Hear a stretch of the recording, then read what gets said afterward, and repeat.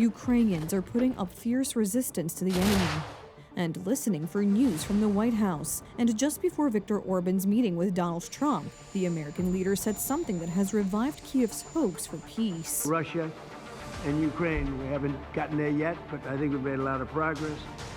As I said at the time, that historic accord includes the construction of the new Trump route. It's such a beautiful thing. They named it after me. I really appreciate it. It's actually a big deal. But it's the new Trump route for international peace. This is a road that's being carved and goes through some of the most important places. Donald Trump is putting double pressure on the Kremlin. On the one hand, there are powerful economic sanctions. On the other, the continuous rearmament of Ukraine. The Republicans' goal has not changed. Since taking office, he has been striving to bring peace to our part of Europe.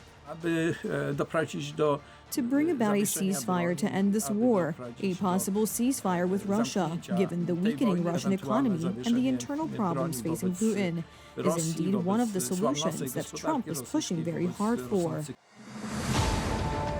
There is good and bad news from the front. The Ukrainians have found an effective way to limit Russian aggression. Swarms of drones are attacking strategic energy targets deep inside Russia, and one by one, they are blowing up the Russian army's supply bases, huge warehouses mainly containing aviation fuel.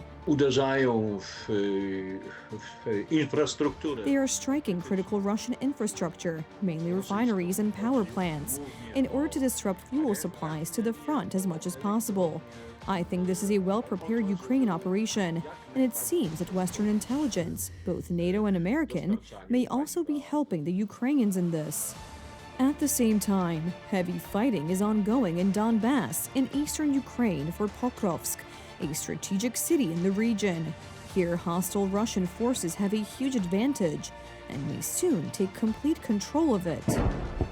Russians have been trying to take Pokrovsk for at least 18 months. This would be the first major urban center they've taken since Avdiivka in early 2024.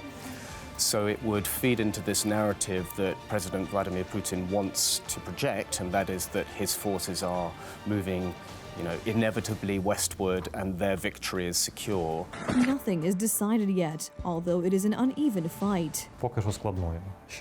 It's very difficult at the moment. The situation is not yet critical, but the Russians have gathered enormous forces. We are ready to fight in the streets even when winter comes, but it's hard. Kiev is ready for peace negotiations and is waiting for the Kremlin to accept the conditions set by Donald Trump. We really need Donald Trump's support. We need American help. This will put decisive pressure on Russia. Sanctions are also important. They are also being felt in the Kremlin. Thank you for all your help. At this point, it is difficult to predict that the parties will sit down for talks before winter. Ukrainians are facing difficult months of fighting for survival.